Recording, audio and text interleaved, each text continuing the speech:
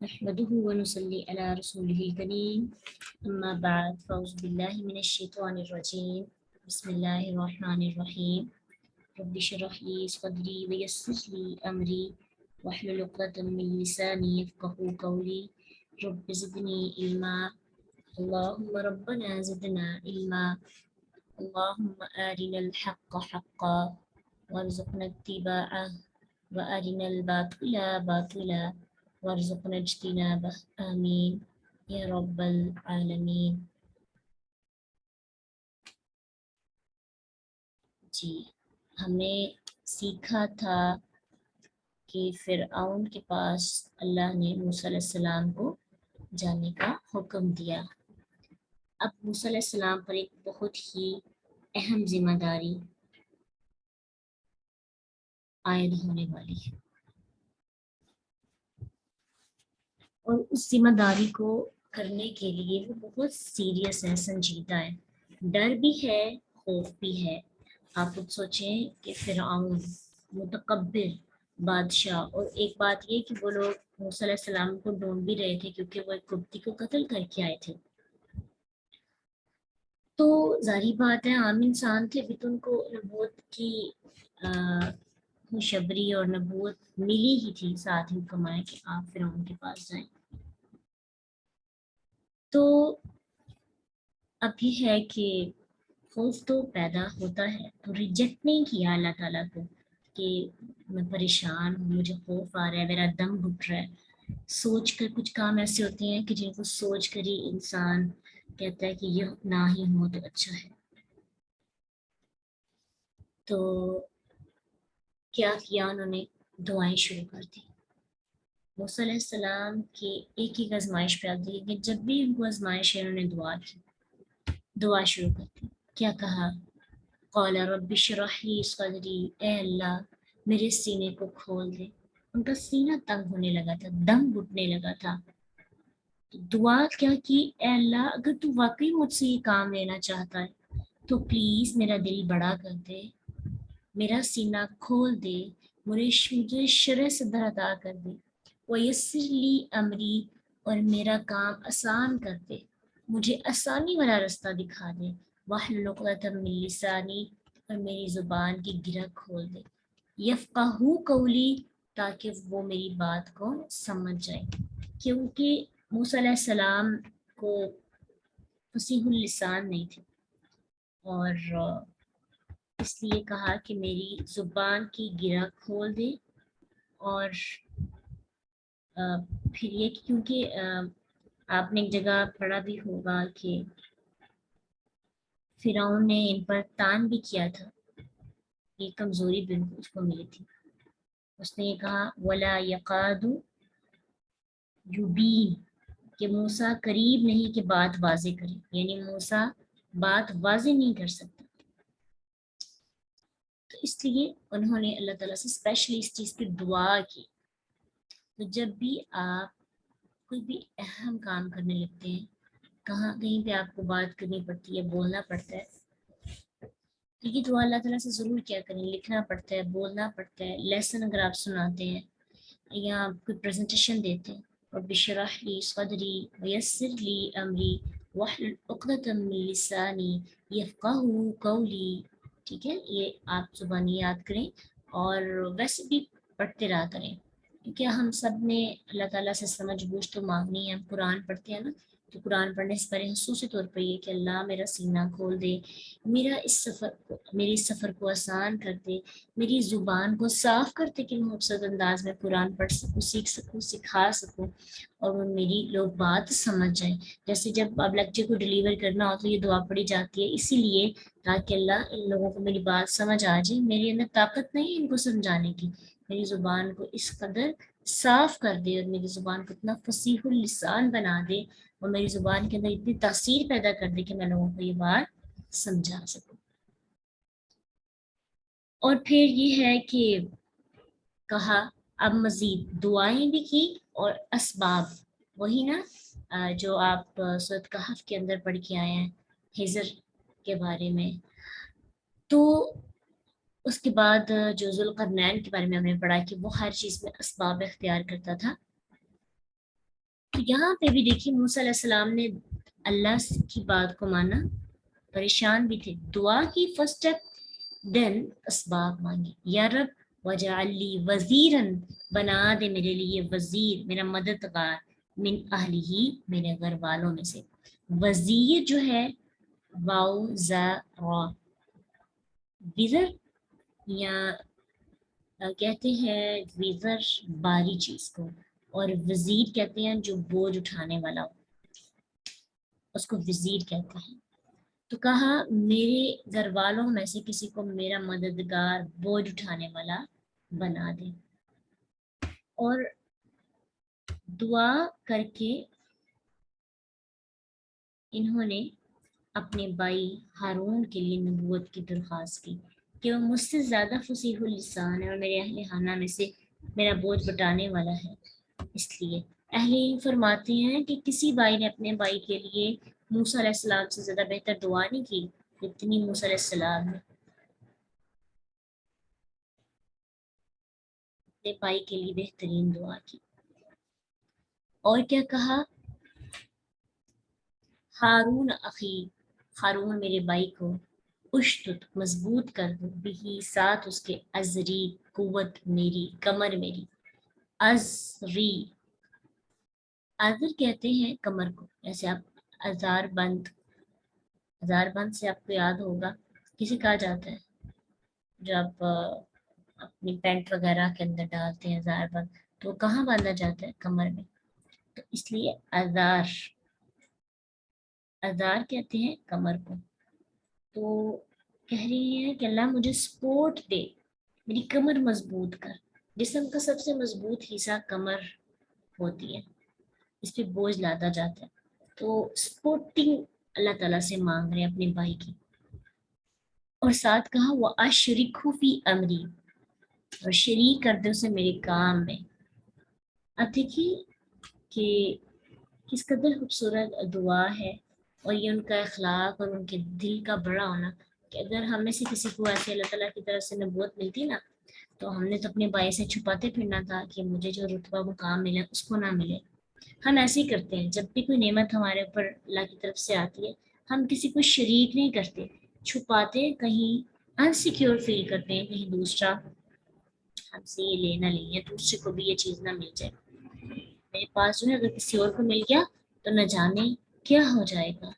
لیکن انبیاء کے حوصلے اور انبیاء کے دل دیکھیے، ظرف دیکھیے کہ اپنے ساتھ اپنے بھائی کو بھی اس مشن میں شریک کر رہے۔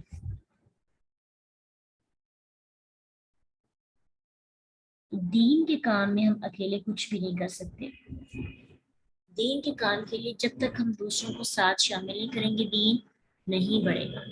اس لیے جب بھی آپ دین کا کام کرنے کے لیے نکلتے ہیں تو آپ کو حواریوں کی ضرورت ہوتی ہے، آپ کو وزیر کی، سپورٹرز کی ضرورت ہوتی ہے، ٹھیک ہے؟ تو جیسے اللہ کے نبی صلی اللہ علیہ وسلم کے سپورٹرز کون تھے؟ سب سے بڑے سپورٹر ابو بکر صدیق رضی اللہ عنہ تھے۔ بڑے بڑے جو صحابہ تھے ایمان لائے وہ ابو بکر صدیق رضی اللہ عنہ کی وجہ سے ہی ایمان لائے تھے،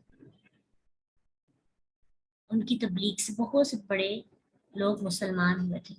اللہ تعالیٰ نے محمد رسول اللہ صلی اللہ علیہ وسلم کے لیے سب سے پہلے تو ابو بکر صدیق کو وزیر بنایا، اور پھر رفتہ رفتہ بہت سے صحابہ آپ کے مددگار اور حواری بن گئے، آپ کے ساتھیوں کو صحابہ کی ہو گیا، ٹھیک ہے؟ تو اس لیے یہاں پہ یہ بات کہ جب بھی ہم کوئی ایک اچھے مشن کے لیے نکلیں تو ہمیں اپنے ساتھ لوگوں کو ایڈ کر لینا چاہیے، شامل کر لینا چاہیے۔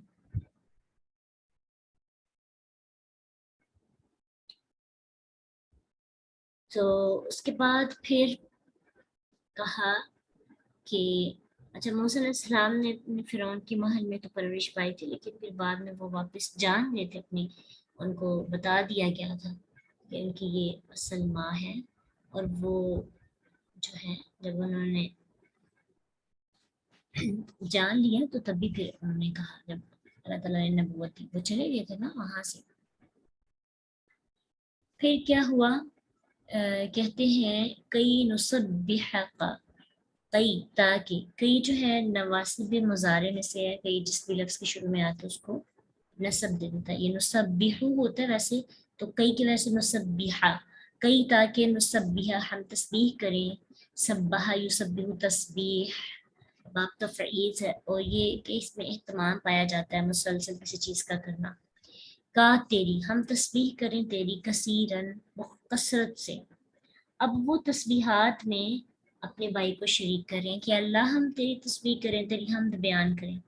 तो अकेला इंसान थक जाता है, जब कोई साथ मिलता है तो इंसान को हौसला होता है। जैसे आप अकेले बैठ के, अगर घर में आपको अकेले बैठकर, अक्सर आपने देखा भी होगा कि जब आप रिकॉर्डिंग से लेसन करने की कोशिश करते हैं तो आप कभी कोई काम याद रहता है, कभी कोई, कभी किसी जगह पे आपको जाना पड़ जाता है, ठीक है, तो आपके लिए वो मैनेज करना मुश्किल हो जाता है। वैसे भी एक जगह पे बैठ के 2 3 4 घंटे आप घर में बैठ के इबादत नहीं कर पाते, कभी कोई काम याद आ जाता है, कभी कोई कभी कोई। लेकिन जब दो लोग साथ मिलते हैं, जैसे आप इकट्ठे बैठ के कुरान पढ़े होते हैं, तो आपको पता होता है कि मेरा वक्त है, मैंने सीखना पढ़ना, इसके बाद मुझे ये अपॉर्चुनिटी नहीं मिलनी, तो आपका एक फोकस होता है, ठीक है। तो इकट्ठी इबादत करने में बरकतें होती हैं, एक दूसरे को बंदा रिमाइंडर भी देता है, दूसरे का सपोर्टर भी होता है, एक दूसरे को बंदा साथ भी एक दूसरे को देता है।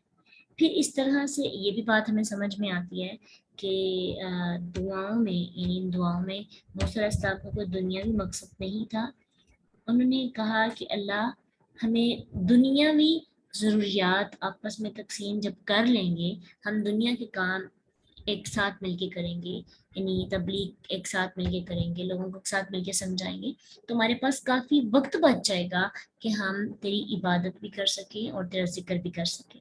यानी इससे एक बात जो मुझे समझ में आई कि अगर आपके पास इतनी ताकत है कि आप अपने दुनिया के काम करवाने के लिए हायर कर सकते हैं किसी को, तो ज़रूर कर लें। क्यों? क्योंकि आपकी एनर्जी कम वेस्ट होगी दुनिया के कामों में, घर के कामों में, और आप इबादत में ज़्यादा एनर्जेटिक और कुव्वत वाले हो सकते हैं, ठीक है। वैसे किसी को मेड रख ली काम करवाने के लिए, और अगर आप वॉश करवाने के लिए कपड़े वगैरह कोई अपने साथ रख लेते हैं, अगर आपके पास ताकत है और उसका हक भी अदा कर सकते हैं, तो ये बेस्ट है, ताकि आपकी नमाजें वक्त पे अदा हो जाए। अक्सर कामों की वजह से खवातीन की नमाजें डिस्टर्ब हो जाती हैं, अक्सर कामों की वजह से नमाजों में खुशबू नहीं आता, अज़कार नहीं हो पाते।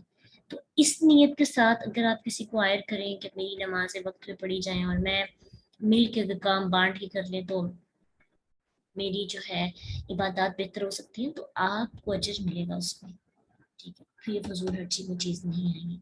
वो है ना असबाब इख्तियार करना, कि जो काम आपसे नहीं हो सकता आप दूसरों को साथ मिला लें, और ताकि फिर आगे मकसद क्या है,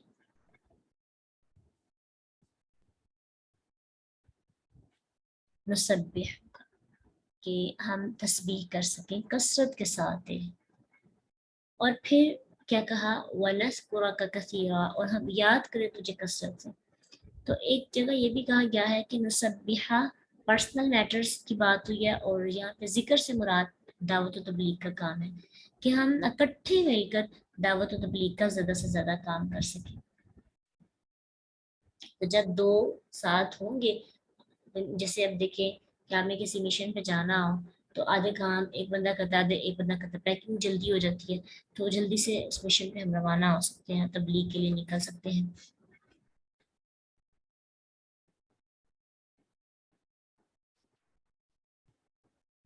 तो यही साथ और यही सपोर्ट मूसा अलैहिस्सलाम ने अल्लाह ताला से मांगी थी अपने भाई से मुतल्लिक।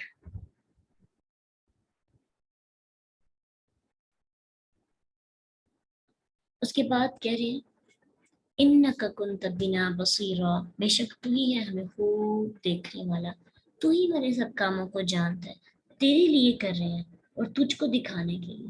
तो यहाँ पे हमें भी देखना है कि हम जब कोई काम करते हैं तो हम किसको दिखाने के लिए कोई काम करते हैं। हमें भी पूरी की पूरी कोशिश होनी चाहिए कि ये काम मैंने अल्लाह के लिए किया और अल्लाह ही को दिखाना है। और जब अल्लाह हम कोई काम कर लेते हैं आस पे दीन का, और फिर हम ये सोचें कि जिसने देखना था उसने देख लिया है, मजीद लोगों को बताने की, आप दिखावा करने की, लोगों को पकड़ पकड़ कर समझाने की, अच्छा मैंने ये काम किया, ये काम मैं कर रही हूँ। देखिए आप में से बहुत से लोग हैं कि जो दीन का काम करते हैं, और बहुत छुपे हुए लोग हैं कि आपको नहीं पता کہ یہ جو چیزیں آپ کے سامنے آ رہی ہوتی ہیں کون کون کر رہا ہے.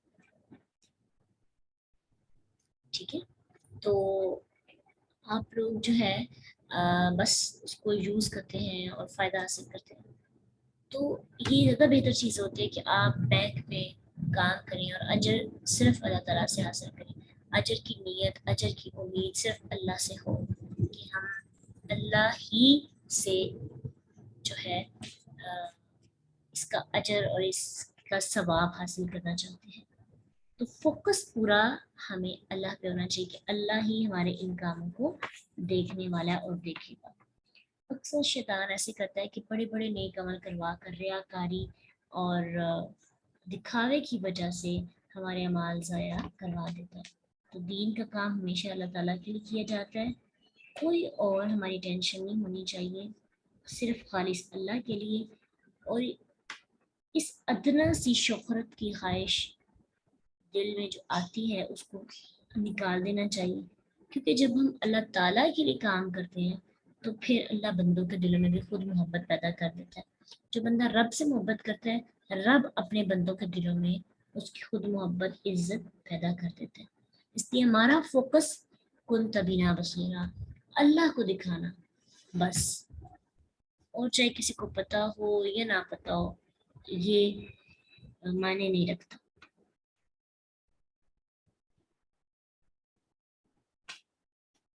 اب یہ ہے کہ مزید اللہ سبحانہ تعالیٰ کہتے ہیں, قولا فرمایا, قد تحقیق اوتیتا تو دے دیا گیا ہے, سؤالہ کا سوال اپنا, یا موسیٰ اے موسیٰ, یعنی موسیٰ علیہ السلام نے جو اللہ سے سوال کیا ہارون علیہ السلام کے بارے میں کہ اچھا مجھے ان کی سپورٹ چاہیے, ان کا ساتھ چاہیے. تو کہہ رہے ہیں کہ موسیٰ تجھے جو سوال تم نے کیا تھا وہ سارا کچھ تمہیں عطا کر دیا گیا.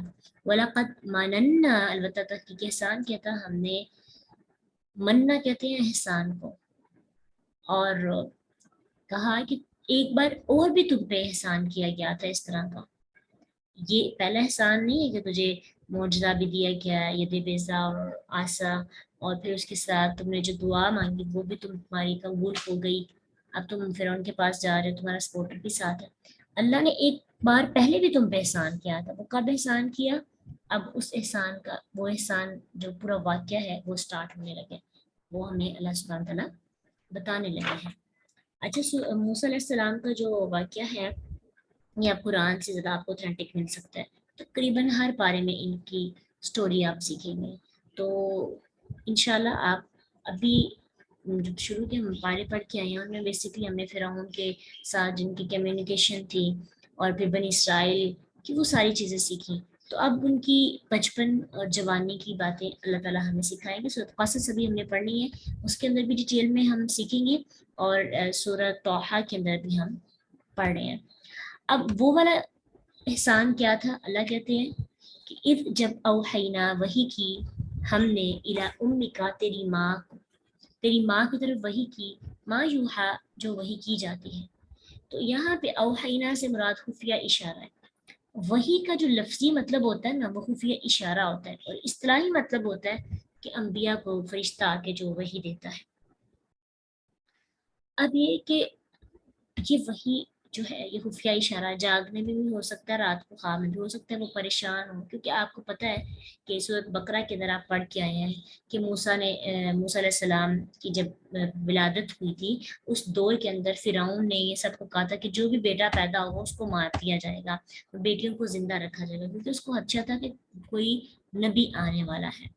اب کیا ہوا کہ جس سال موسیٰ علیہ السلام پیدا ہوئے نا, ایک سال بیٹوں کو جو ہے نا ذبح کیا جاتا تھا, اس سال بیٹوں کو کیا کرنا تھا, ذبح کیا جانا تھا. اب ان کو ڈر تھا کہ میرے بیٹے کو جو ہے مار دیا جائے گا, تو اس لیے وہ اپنی پرورش اپنے گھر میں نہیں کر سکتی تھی. تو ان کے مائنڈ میں پھر اللہ تعالیٰ نے ایک آئیڈیا ڈالا, وہی کی خفیہ اشارہ, ان کو خواب میں بھی ہو سکتا ہے پریشان ہوئی ہوں اور سو گئی ہوں, پھر ان کو خواب آیا اور اللہ نے ہاتھ کے ذریعے, یہ وہ والی وحی ہے, یہ پراپر وحی نہیں. کچھ لوگوں نے کہا کہ مریم علیہ السلام بھی اور موسیٰ علیہ السلام کی والدہ بھی انبیاء میں سے تھی, ان کو وحی کی جاتی تھی. تو آپ نے قرآن میں پڑھا ہے کہ نبی عورت نہیں ہے, جتنے بھی نبی ہے وہ سارے کے سارے مرد ہیں, کسی عورت کو اللہ نے نبی نہیں بنایا. موسیٰ علیہ السلام کی والدہ کی طرف جو وحی کی گئی تھی نا وہ لفظی اور مطلب یہ سمجھے کہ اشارہ تھا، خواب میں یا دل میں بات ڈالا، پراپر فرشتہ نہیں آیا تھا ان کے پاس، اللہ کی طرف سے الہام ہو گیا تھا. جیسے آپ دیکھیں کسی کی چھٹی کی، اس کے بارے میں آپ کہتے ہیں اس کی چھٹی بڑی تیز ہے، اس کو پتہ چل جاتا ہے، تو کیا اس کے پاس فرشتہ آتا ہے؟ نہیں. اللہ تعالیٰ نے ایک سکس سینس ان کی کچھ ہوتی ہے، الہام دل میں بات ڈالا. اب بات کیا دل میں ڈالی؟ ان قذیفی ہی، ان کے یا قذیفی ڈال دے اسے، یا قاف ذال فا سے ہے قذف، پھینکنا یا ڈالنا، اور اسلامی ٹرم بھی ہے قذف، حد قذف، زنا کے الزام تراشی پر جو سزا دی جاتی ہے، کسی پر زنا کا الزام لگانے پر جو سزا دی جاتی ہے اسے حد قذف کہتے ہیں. اب کیا کہا کہ ڈال دے اس کو فی تابوتی، تابوت میں. تابوت جو ہے باکس کو کہتے ہیں، یہ سورۃ آل عمران میں پڑھا جو تالوت کا تابوت تھا. اور تابوت توبہ سے، اس کا روٹ بھی توبہ والا ہے. تو توبہ کا کیا مطلب ہوتا ہے؟ لوٹنا، پلٹنا. تو صندوق کے طرف بھی بار بار پلٹا جاتا ہے، کبھی کوئی چیز لینے کے لیے، کبھی کوئی چیز لینے کے لیے. تو اس کو کیا کہا جاتا ہے؟ باکس کو کہتے ہیں تابوت.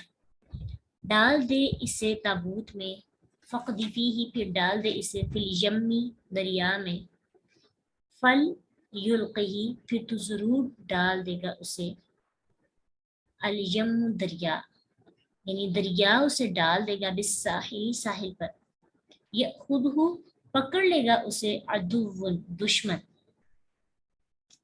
اللہ سبحانہ تعالیٰ پہلے بتا رہے ہیں لی میرا، وعدو لہو، اور دشمن اس کا. دل میں یہ بات ڈالی کہ آپ ایسا کریں کہ تابوت کے اندر موسیٰ علیہ السلام کو ڈال کر سمندر میں جو ہے بہا دے، اور سمندر ساحل کے کنارے کنارے لے کر اس کے دشمن کے گھر کے پاس جا کے اسے دکھائے گا دشمن کو، اور دشمن اسے پکڑ لے گا. پوری پلاننگ اللہ سبحانہ تعالیٰ نے کی. اور پھر کہا وَأَلْقَيْتُ عَلَيْكَ مَحَبَّةً مِّنِّي، اور ڈال دی میں نے تجھ پر محبت اپنی طرف سے. یہ موسیٰ علیہ السلام کو اللہ سبحانہ تعالیٰ کہہ رہے ہیں. اچھا، کہا جاتا ہے کہ موسیٰ علیہ السلام کی صورت ہی ایسی اللہ نے بنائی کہ جو ان کو دیکھتا بے اختیار ان سے محبت کرنے لگتا. اسی لیے تو فرعون نے اپنے پاس رکھ لیا تھا نا ان کو اٹھا کر. حالانکہ وہ بچوں کو ذبح کر رہا تھا، لیکن وہ اس قدر اٹریکٹیو تھے. کچھ بچے ایسے ہوتے ہیں کہ جن کو دیکھ کر آپ خود ساختہ اٹریکٹ ہو جاتے ہیں، بہت خوبصورت، پیارے اور بڑے کیوٹ سے ہوتے ہیں. تو اسی طرح اللہ سبحانہ تعالیٰ نے موسیٰ علیہ السلام پر یہ بھی ایک احسان کیا تھا کہ جو بھی ان کو، ایک احسان تو یہ تھا کہ ان کی زندگی بچائی. دوسرا احسان یہ تھا کہ اللہ تعالیٰ نے ان میں ایسی چیز پیدا کر دی کہ جو بھی ان کو دیکھے ان کو ان سے محبت ہو جاتی تھی. یہ بھی اللہ کا احسان ہی تھا. وَلِتُصْنَعَ، تاکہ تو پرورش کیا جائے، عَلَىٰ عَيْنِي، میری آنکھوں کے سامنے. اللہ سبحانہ تعالیٰ فرما رہے ہیں کہ تو پرورش میری نگرانی میں کرے گا، یعنی تمہاری پرورش میری نگرانی میں ہوئی، میں نے کی. دشمن کے گھر میں ہوئی، لیکن نگرانی کون کر رہا تھا؟ اللہ. جس کی نگرانی اللہ کرے، کیا اس کی تربیت غلط ہو سکتی ہے؟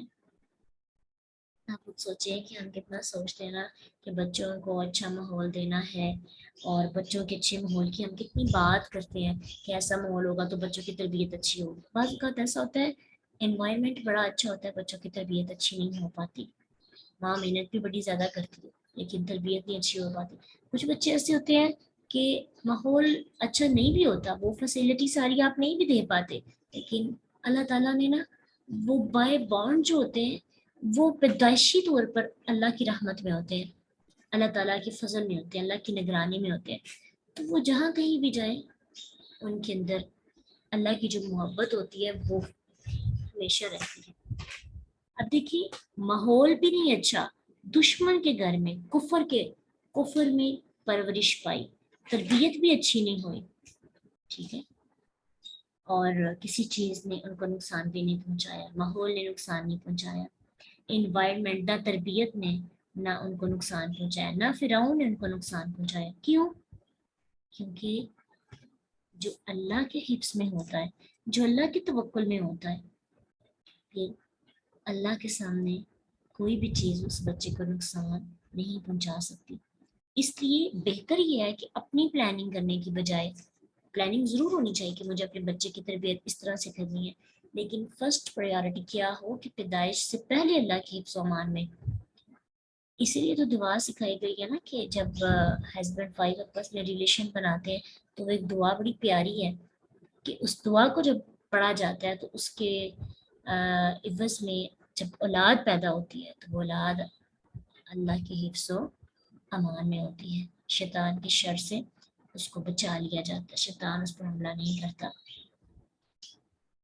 تو اپنی اولادوں کو، اپنے بچوں کو اللہ کی ایمان میں دینا چاہیے اور اللہ سے دعا کرنی چاہیے اسپیشلی کہ اللہ ہم قاصر ہیں، ہم نہیں اس قابل کہ ہم ان کی ایک ایک وقت کو، ایک ایک لمحے کو واچ کر سکیں. تو بہتر ہے نا، جیسے تو موسیٰ علیہ السلام کی پرورش کر رہا تھا فرعون میں، تو آج کا دور بھی فرعون سے کم نہیں ہے. جگہ جگہ فرعون کے اڈے لگے ہیں، جگہ جگہ کفر کے اڈے ہیں، جگہ جگہ فتنے ہیں. کیسے بچائیں ہم؟ تو خود ہی میرے بچوں کی پرورش کر لیں، خود ہی ان کی نگرانی کر لیں، خود ہی ان کے دل میں اپنی محبت پیدا کر دیں. تو جب ہم اللہ کی ایمان میں دے دیں گے تو انشاءاللہ اللہ تعالیٰ ان کی حفاظت ضرور کریں گے. اب مزید کیا ہوا کہ اب اللہ کی مزید پلاننگ دیکھیے. اس تمشی جب چلتی تھی اختو کا بہن تھی، اب موسیٰ علیہ السلام کی ماں کے دل میں ایک خوف تو تھا کہ دشمن اس کو پکڑے گا، اور توکل بھی تھا، لیکن ایک ڈر ہوتا ہے. تابوت میں ڈال کے سمندر میں بہا تو دیا، اب سمندر میں اگر اندر ڈوب گئے یا کوئی نقصان پہنچا تو خوف تھا. تو کہا اپنی بیٹی سے کہ تم ایسے ساحل کے ساتھ ساتھ چلو اور پھر جہاں یہ ہوگا جو بھی اس کو پکڑے گا اس کی رہنمائی کرنا. اب کیا کہ ان کی بہن چلتی تھی ساتھ ساتھ. پھر کیا ہوا کہ جب فرعون نے وہ بچہ پکڑا، اس کے گھر والوں نے اس کو ساتھ پاس رکھا. اب یہ ہے کہ وہ کیونکہ ابھی پیدا ہی ہوئے تھے تو ان کو دودھ پلانے کی ضرورت تھی. سورۃ القصص آیت 7 سے 13، 7 سے لے کے 13 تک آپ نے اس کو خود بھی ڈسکس پڑھنا ہے، دیکھنا ہے. اچھا، اس میں آپ دیکھیں گے کہ موسیٰ علیہ السلام کو جس کا بھی دودھ پلایا جاتا تھا وہ دودھ نہیں پیتے تھے، کسی کا بھی، کسی عورت کا دودھ نہیں پیتے تھے، اور روتے بھی تھے. اب ایک بچہ بہت زیادہ رو رہا ہو اور وہ کسی کا دودھ بھی نہ پی رہا ہو تو ہر ایک بندے کی خواہش ہوتی ہے کہ کوئی ایسا بندہ ملے کہ جس کا، کیونکہ اس وقت مین یہ چیز ہی ماں کا دودھ ہی بچوں کو پلایا جاتا تھا. آج کل تو بڑی سہولتیں آ گئی ہیں نا، اس کی جگہ پہ ہم باہر جب بازار سے جو دودھ ملتا ہے بھینس کا دودھ پلاتے ہیں، لیکن اس وقت فوکس یہ ہوتا ہے کہ بچہ ماں کا دودھ ہی پیتا ہے. اب یہ ہے کہ وہ کسی کا بھی دودھ نہیں پیتے تھے. یہ بھی اللہ تعالیٰ کی ہی طرف سے اللہ نے کیا کیا کہ سب کا دودھ موسیٰ پر حرام کر دیا. موسیٰ علیہ السلام کسی کا دودھ نہیں پیتے تھے. اب باہر جب ان کی بہن یہ بات پتہ چلی، وہ باہر ہی تھی، وہ اس چیز کا انتظار ہی کر رہی تھی. تو جیسے کسی کو کہا جاتا نا کہ کیا میں آپ کی ہیلپ کروں، تو ایسے انہوں نے کہا حل ادلکم، کیا میں آپ کی رہنمائی کروں، علی من یکفلہ، کہ اس پر جو کفالت کرے اس کی. اب دیکھیے اللہ تعالیٰ کی پلاننگ ہے کہ اللہ نے موسیٰ کو بچا بھی لیا علیہ السلام کو، اور ان کی ماں تک بھی ان کو پہنچا دیا. اب کیا ہوا کہ جب موسیٰ علیہ السلام نے اپنی ماں کا دودھ پیا تو وہ چپ ہوئے اور دودھ بھی پینا شروع کر دیا. تو پھر گویا کہ ان کی کفالت کی ذمہ داری ان کی ماں ہی دے دی. اب ماں کو تو پتہ تھا یہ میرا بچہ، لیکن علاقے والوں کو اور فرعون کو اور اس کے گھر والوں کو تو نہیں پتہ تھا. اللہ کہتے ہیں فراجعناک، تو لوٹا دیا ہم نے تجھے الی امیک، تیری ماں کے طرف، کئی تاکہ تقرع ٹھنڈی ہو عینہا آنکھ اس کی، ولا تحزن اور نہ وہ غم کرے. اور یہ بھی ہو سکتا ہے نہ تو غم کرے. موسیٰ علیہ السلام کے بارے میں بھی اور ان کی ماں کے بارے میں، دونوں کے لیے ورڈ استعمال ہو سکتا ہے. اب کہا کہ تیری ماں کی طرف واپس تجھے لوٹا دیا تاکہ تیری ماں پیچھے سے پریشان نہ ہو، ٹینشن میں نہ رہے. اب جب ماں روز اپنے بچے کو دیکھے گی، دودھ بھی پلائے گی، سینے کے ساتھ بھی لگائے گی، تو سکون پہنچ جائے گا، غم اس کا ہلکا ہو جائے گا. اپنے بچے کو، اپنے بیٹے کو دوسروں کے ثبوت کرنا آسان تھوڑی ہوتا ہے. تو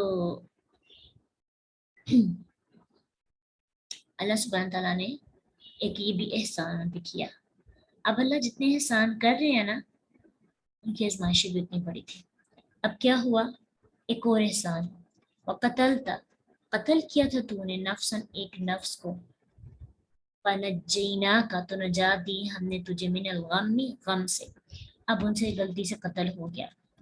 اگر آپ غلطی سے کسی پر الزام لگا دیں نا، تو اگر آپ کو پتہ چل جائے کہ میں غلط ہوں، میں نے کسی کی غلطی سے عزت اچھال دی ہے، مجھے نہیں پتا تھا یہ تو حق پہ ہے، کیونکہ موسیٰ علیہ السلام کو سیکنڈ ڈے میں پتہ چل گیا تھا کہ جس کو میں نے قتل کیا تھا وہ حق پہ تھا. دو لوگ آپس میں لڑائی کر رہے تھے، تو موسیٰ علیہ السلام سے ایک بندے نے مدد مانگی، موسیٰ علیہ السلام نے ان کو مدد کرتے ہوئے دفاع کیا اس کا، وہ فوت ہو گیا. اگلے دن وہ بندہ جس کا دفاع کیا تھا وہ کسی اور کے ساتھ لڑائی کر رہا تھا.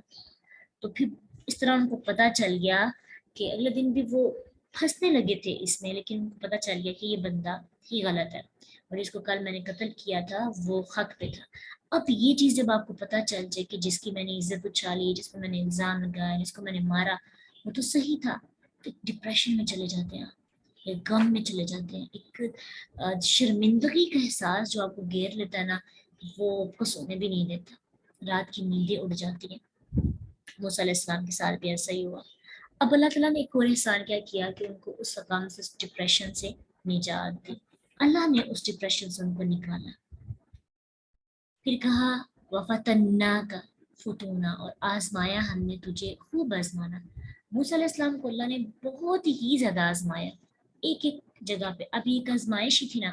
اب کیا ہوا کہ جب ان کو پتہ چلا کہ مجھے ڈھونڈا جا رہا ہے، مجھے تو دربار میں حاضر کیا جائے گا. اب وہ روڈ پہ، سمجھے سڑک پہ تھے، وہیں سے ان کو پھر کیا ہوا، جانا پڑا مدین کی طرف. اب وہ اپنے گھر جا کے انفارم بھی نہ کر سکے. آپ امیجن کریں کہ آپ رستے میں ہوں گے، آپ نے گھر والوں کو انفارم بھی نہیں کیا ہوگی، تو آپ کے پاس موبائل ہے، کچھ بھی نہ ہو، آپ باہر چلے جائیں اور اب یہ ہو کہ آپ کو اچانک سے نکلنا پڑے اور پتہ بھی نہیں آگے آپ کہاں جائیں گے، کوئی پتہ نہیں. کتنا یہ ایک آزمائش ہوتی ہے نا. تو موسیٰ علیہ السلام وہیں سے گھر نہیں پلٹے، واپس نہیں آئے، مدین کی طرف نکل پڑے. اور مدین میں بھی جا کر کسی درخت کے نیچے جا کے بیٹھ گئے، کیونکہ ان کے پاس رہنے کی کوئی جگہ نہیں تھی. تب بھی انہوں نے پھر اللہ سے دعا کی، رب انی لما انزلت الی من خیر فقیر، کہ رب تو بہتر جانتا ہے منزلوں کو، میرے لیے آسانی کا راستہ بنا، تو میرا مددگار ہے. اور اللہ تعالیٰ سے کافی انہوں نے ہیلپ مانگی، مدد مانگی. اللہ تعالیٰ نے ان کے رہنے کا انتظام کیا. وہ بھی انشاءاللہ ہم سورۃ القصص کے اندر ہم پڑھیں گے کہ کیسے دو عورتیں تھیں، ان کی انہوں نے مدد کی پانی جو ہے پانی نکالنے میں، پانی لینے میں. کس طرح سے پھر انہوں نے ان کو کرائے پہ رکھ لیا مدد کرنے کے لیے. پھر وہاں پہ ہی ان میں سے ایک کے ساتھ شادی بھی ہو گئی. اس طرح اللہ تعالیٰ نے ان کے رہنے کا انتظام بھی کر لیا. فلا بستا، تو پھر ٹھہرا تو، سینین، کئی سال، تھوڑے دیر کے لیے نہیں، کئی سال وہ مدین میں رہے. فی اہل مدین، اہل مدین میں. ثم پھر جئت، آ گیا تو، علی قدر، مقررہ اندازے پر، یا موسیٰ، اے موسیٰ. پھر جب پراپر مقرر مدت ان کی کمپلیٹ ہو گئی، وہ ایک مدت میں رہے تھے، کیونکہ انہیں اپنے آپ کو جو ہے گروی دے دیا جاتا ہے، یا ایک پراپر عرصے کے لیے وہاں پہ رہ رہے تھے. وہاں پہ ان کی شادی بھی ہوئی. تو پھر وہ جتنی عرصے تک وہاں پہ رہے، پھر وہ واپس جب آ رہے تھے رستے میں، پھر ان کو نبوت دی گئی. تو نبوت سے پہلے بھی موسیٰ علیہ السلام کی کتنی آزمائشیں ہوں. تو کنکلوژن اس بات کا یہ نکلتا ہے کہ زندگی آزمائشوں سے بڑی ہوتی ہے. جو رب کا جتنا قریب ہوتا ہے، موسیٰ علیہ السلام کا ذکر ہر جز میں ہے نا. تو آپ دیکھیں کتنا مقام ہے، آج اولو العزم پیغمبروں میں سے ہیں. تو آزمائشیں بھی تو وفتنا کا فتون، اللہ نے بہت آزمایا تھا ان کو، بہت زیادہ. آزمائشیں تھی، لیکن ہر آزمائش میں پورا اترے، اللہ سے دعا کرتے رہے اور اللہ تعالیٰ نے ان کی مدد بھی فرمائی اور آگے بھی اللہ ان کی مدد فرمائیں گے جو ہم سیکھ رہے ہیں۔ جی حد قذف یہ ہے کہ جب کوئی زنا کا الزام لگاتا ہے نا کسی پر، پتہ چل جاتا ہے یہ الزام ہے، تو اس کو سزا دی جاتی ہے الزام لگانے کی، اسے حد قذف کہتے ہیں۔ انشاءاللہ مزید دیکھیں گے کل۔ وآخر دعوانا الحمدللہ رب العالمین، سبحانک اللہم و بحمدک، نشہد ان لا الہ الا انت، نستغفرک و نتوب الیک۔ السلام علیکم و رحمۃ اللہ وبرکاتہ۔